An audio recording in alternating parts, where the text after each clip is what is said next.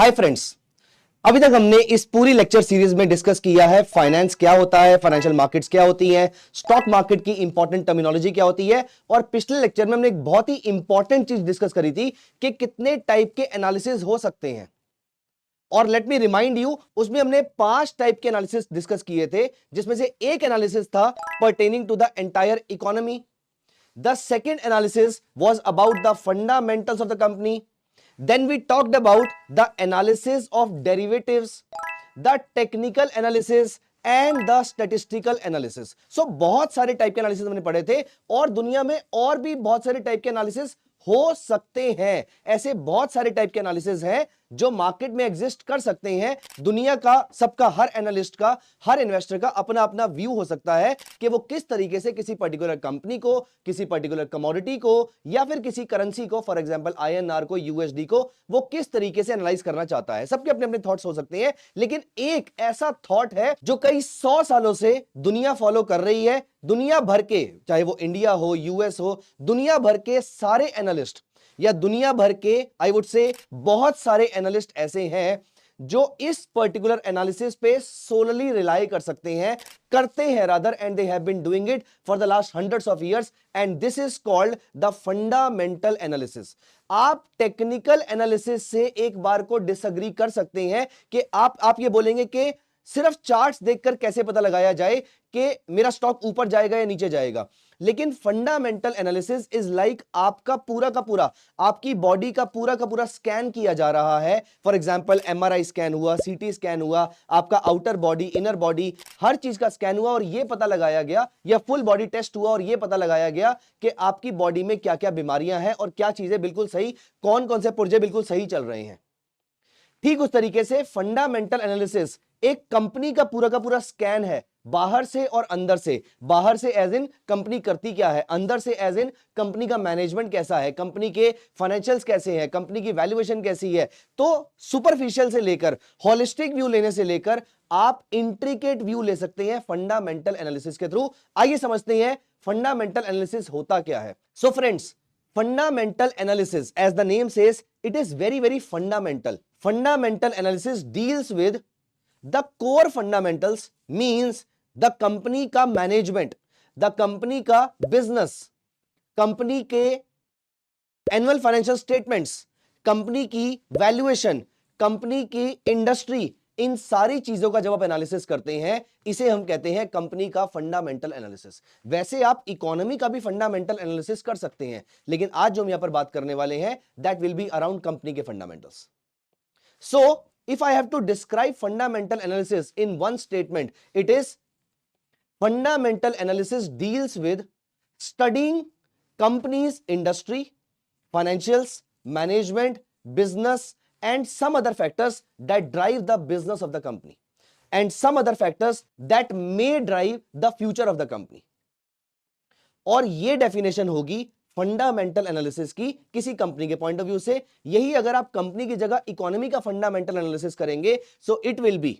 Having said this, आज हम इस लेक्चर के अंदर हम कंपनी के फंडामेंटल्स पे फोकस करने वाले हैं, लेकिन अगर आपको इकोनॉमी का फंडामेंटल एनालिसिस करना है, बाय द वे आप गोल्ड का भी फंडामेंटल एनालिसिस कर सकते हैं, ये पता करके कि इस साल डिमांड कितनी रहने वाली है, इस साल सप्लाई कितनी आने वाली है, ऑस्ट्रेलिया कितना सप्लाई करेगा, यूएस कितना सप्लाई करेगा, चाइना कितना कंज्यूम करेगा, इंडिया का मॉनसून कैसा है, जिसके बेसिस पे ये डिसाइड होगा कि इंडिया के फार्मर्स इस साल कितना गोल्ड परचेज करेंगे, धनतेरस पे कितनी गोल्ड की बाइंग हो सकती है, या गवर्नमेंट गोल्ड की कितनी स्कीम्स लेकर आ सकती है। ये सारी चीजें भी फंडामेंटल एनालिसिस ऑफ कमोडिटीज में आ सकती है। वहीं इकोनॉमी का फंडामेंटल एनालिसिस करना हो तो आप ये पता करेंगे कि हमारी कंट्री की मॉनेटरी पॉलिसी कैसी चल रही है, इस बार बजट कैसा आया है, इसमें कैपिटल एक्सपेंडिचर इंक्रीज हुआ है या डिक्रीज हुआ है। ये सारी चीजें आपकी इकोनॉमी के फंडामेंटल एनालिसिस में काउंट होंगी। आज का हमारा जो मॉड्यूल है, आज का जो हमारा लेक्चर है, इसमें हम फोकस करने वाले हैं कंपनी के फंडामेंटल्स के ऊपर। तो पहले ये समझ लेते हैं कंपनी होती क्या है। Company is nothing but the bunch of shares. ये हमने पिछले लेक्चर में भी डिस्कस किया था। अब ये जो कंपनी है, ये किसकी होती है? 5 सेकेंड्स फॉर यू, सोचिए इस चीज को। कंपनी किसकी होती है? Who is the owner of the company? क्या कंपनी प्रमोटर की होती है? आप ये सोच रहे हैं। क्या कंपनी ओनर की होती है? आप ये सोच रहे हैं। नहीं, वेट। कंपनी प्रमोटर या ओनर की नहीं होती है, company is owned by the share holders. इसमें से एक सबसे बड़ा शेयर होल्डर जो होता है उसे हम प्रमोटर या ओनर बोल देते हैं। जिसने कंपनी स्टार्ट की थी उसको हम फाउंडर बोल देते हैं। लेकिन ये कंपनी होती किसकी है? ये कंपनी होती है शेयर होल्डर की। आप रिलायंस के शेयर होल्डर हैं, इसका मतलब ये कंपनी आपकी है। हां, मिस्टर मुकेश अंबानी के पास आपके कंपैरिजन में शेयर्स बहुत ज्यादा हो सकते हैं। वो भी एक शेयर होल्डर है, आप भी एक शेयर होल्डर है, आप दोनों के पास कॉमन शेयर्स हैं। तो ये जो कॉमन शेयर्स आपके पास हैं, ये दोनों को सेम राइट प्रोवाइड करते हैं। सिर्फ मुकेश अंबानी साहब के पास ये नंबर ऑफ शेयर्स आपके कंपैरिजन में ज्यादा है, इसीलिए उनके राइट्स की वैल्यू ज्यादा हो जाती है। But again the question is, who is the owner of the company? The share holders are the owners of the company. Who runs this company? Daily operation को कौन देखता है?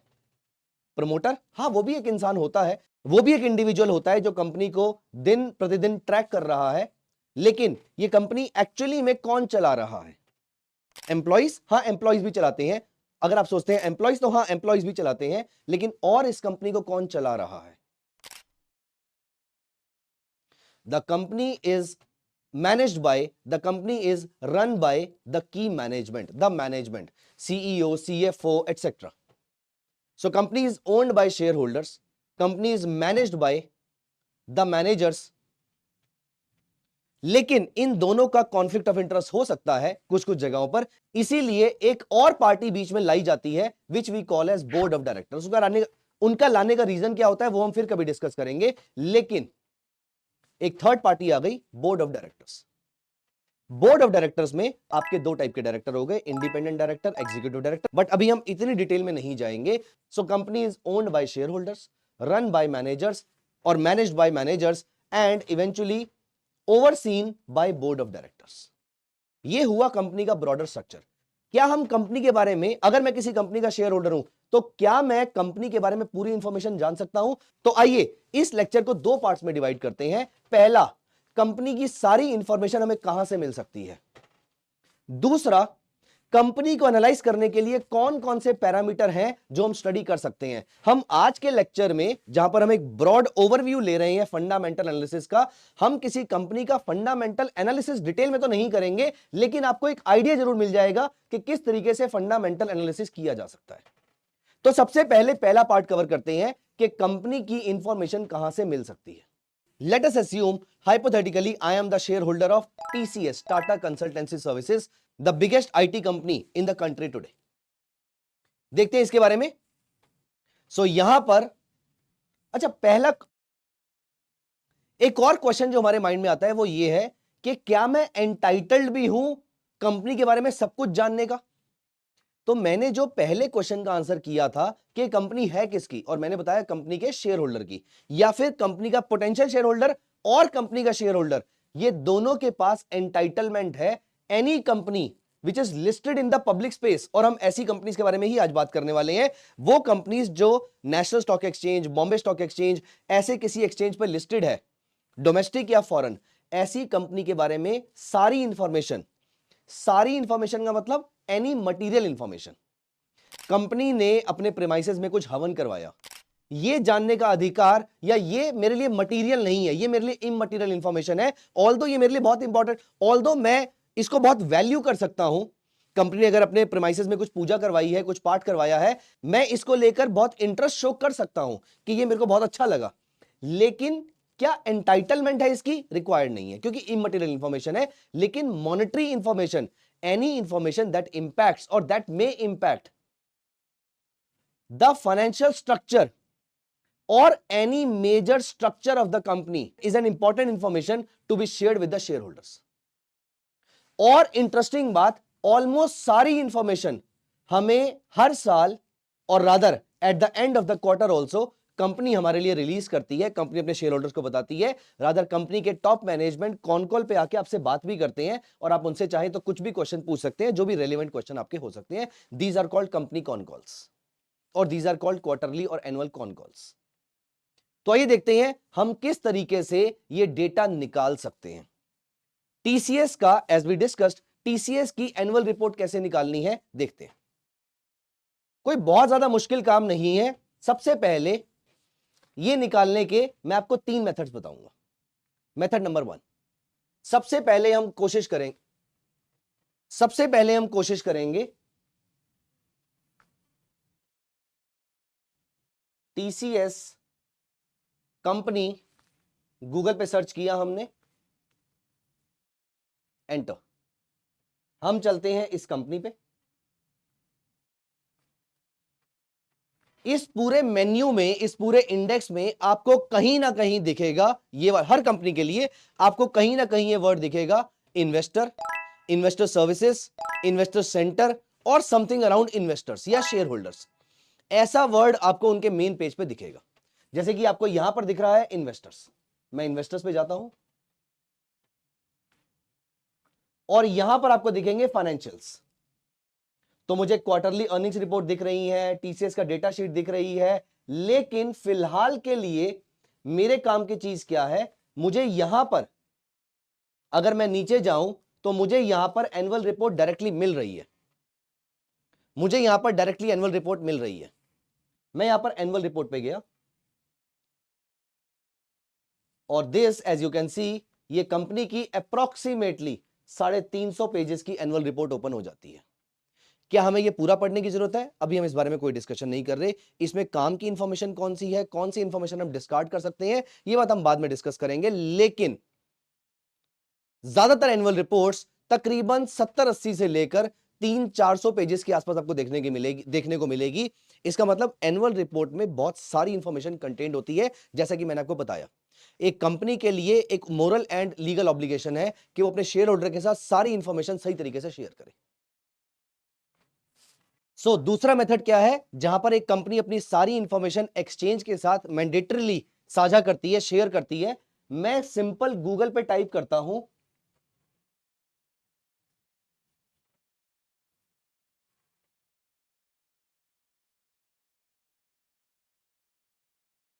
मैं यहां पर टाइप करता हूं BSE India TCS.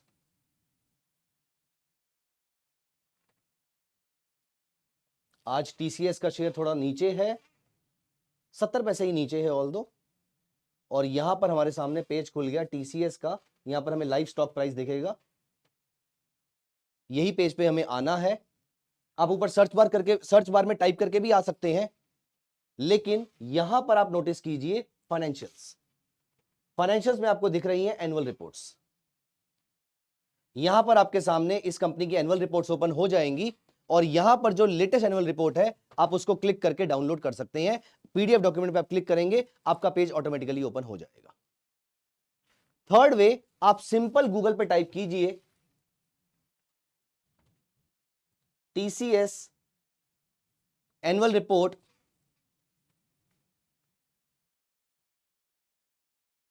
Latest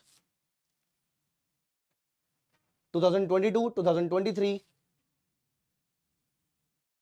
again you can C 346 page का हमारा एक और डॉक्यूमेंट ओपन हो गया। तो ये एग्जैक्टली सेम डॉक्यूमेंट आपको यहां पर मिल जाएगा। इन तीन में से किसी भी एक मेथड से आप ये एनुअल रिपोर्ट डाउनलोड कर सकते हैं।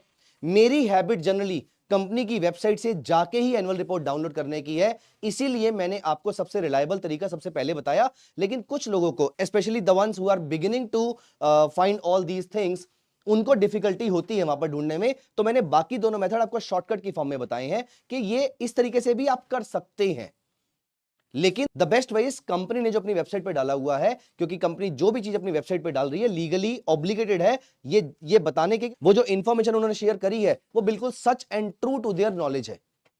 तो यहां से हम एनुअल रिपोर्ट डाउनलोड कर लेंगे। एनुअल रिपोर्ट में एक बार थोड़ा सा एनालिसिस करते हैं इस एनुअल रिपोर्ट का, हमें यहां पर मिलेगा क्या।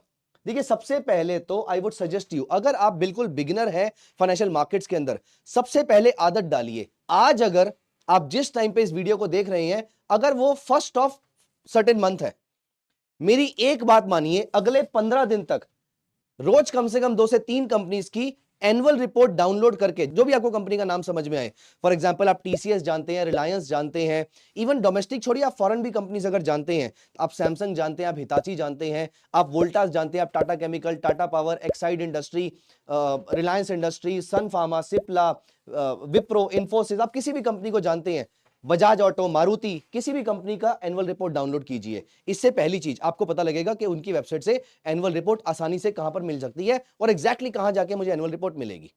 दूसरा, एनुअल रिपोर्ट में जब अबाउट अस दे रखा होता है और एक चीज अबाउट अस, दूसरा मैनेजमेंट डिस्कशन एंड एनालिसिस, जिसे हम शॉर्ट फॉर्म में बोलते हैं MD&A। अप्रोक्सीमेटली आप नोटिस कीजिए तकरीबन 20 पेज के आसपास का ये डॉक्यूमेंट है। एज इन इस डॉक्यूमेंट के, इस पूरे डॉक्यूमेंट के पोर्शन में तकरीबन 20 पेज MD&A के आ रहे हैं। बहुत ही इंटरेस्टिंग और बहुत ही इंपॉर्टेंट डेटा होता है।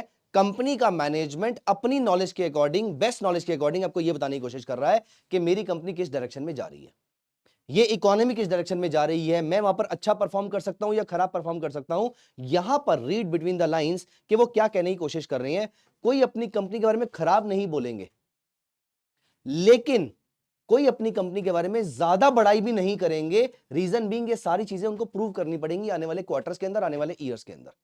इसलिए MD&A में आपको बहुत सारी इंफॉर्मेशन मिल सकती है, ये एक इंफॉर्मेशन की माइन होती है। और वहीं पर इसके अलावा अभी आपको शुरू के 15 से 20 दिन आप सिर्फ इतना करेंगे, this is more than sufficient. लेकिन फ्यूचर में आपके लिए इंपॉर्टेंट डॉक्यूमेंट्स रहेंगे। पहला बैलेंस शीट, दूसरा statement of profit and loss, तीसरा statement of cash flows. At least ये 3 डॉक्यूमेंट आपके लिए बहुत इंपॉर्टेंट रहेंगे, जिसे हम इसको बोलते हैं प्रॉफिट एंड लॉस को बोलते हैं इनकम स्टेटमेंट, इसे हम बोलते हैं बैलेंस शीट, और तीसरा होता है कैश फ्लो स्टेटमेंट। तो ये 3 चीजें ऐसी हैं जो आपके काम की रहेंगी। तो इसमें हमारा पहला पार्ट लेक्चर का खत्म होता है, जहां पर मैंने आपको यह बताया था कि हम ये डिस्कस करेंगे कि इंफॉर्मेशन मिलती कहां से है। तो अब हियर ऑन अगले 2 से 5 मिनट में हम ये डिस्कस करने वाले हैं कि किस तरीके से आप कंपनी का एनालिसिस कर सकते हैं, कौन कौन सी इंफॉर्मेशन आपके काम की होती है। सो कौन कौन सी इंफॉर्मेशन होती है यहां पर हमारे काम की। अगर आप मुझसे पूछें तो मुझे ऐसा लगता है कि आपको कंपनी का 5 तरीके से एनालिसिस कम से कम करना चाहिए। ये 5 तरीके कौन कौन से हैं। पहला, सबसे पहले आपको अबाउट अस, MD&A और जितने सोर्सेज हो सकते हैं, स्पेशली ऐसे सोर्सेज जो कंपनी की वेबसाइट पे मेंशन्ड है। आप किसी और का एनालिसिस पढ़कर भी खुद का एनालिसिस कर सकते हैं, लेकिन मेरा पर्सनली ऐसा मानना है कि आप जब किसी और का एनालिसिस पढ़ना शुरू करते हैं तो चांसेस आर आप उसके फेवर में या उसके अगेंस्ट बायस्ड हो जाते हैं। या तो आपको वो रिपोर्ट बहुत अच्छी लगती है तो आपको वो कंपनी भी अच्छी लगनी शुरू हो जाती है, या तो आपको उसकी उस रिपोर्ट की बातें उतनी अच्छी नहीं लगी तो आप उस कंपनी के अगेंस्ट बायस हो सकते हैं। तो बेटर है कि हम किसी और की रिपोर्ट ना पढ़ें, हम अपनी रिपोर्ट खुद से बनाएं। तो यहां पर आप क्या कर सकते हैं, यहां पर आपके पास as I mentioned about TCS, letter from the chairman, letter to the share holders, letter to the CEO और MD&A, इनके अंदर आपको पूरी इंफॉर्मेशन मिल जाएगी। पहली चीज ये आपका हो गया अबाउट द कंपनी, इसे हम बोलते हैं बिजनेस एनालिसिस। आप समझिए आपकी कंपनी के प्रमोटर कौन है, आप ये भी समझिए आपकी कंपनी का मैनेजमेंट कौन है, आपकी कंपनी के डायरेक्टर कौन है, कितने एग्जीक्यूटिव डायरेक्टर्स हैं, कितने इंडिपेंडेंट डायरेक्टर हैं, ये सारी चीजें आप समझने की कोशिश कीजिए। पहली चीज तो ये आपका हुआ पहला काम। तो ये आपको कंपनी का धंधा समझ में आ गया, कंपनी का बिजनेस समझ में आ गया।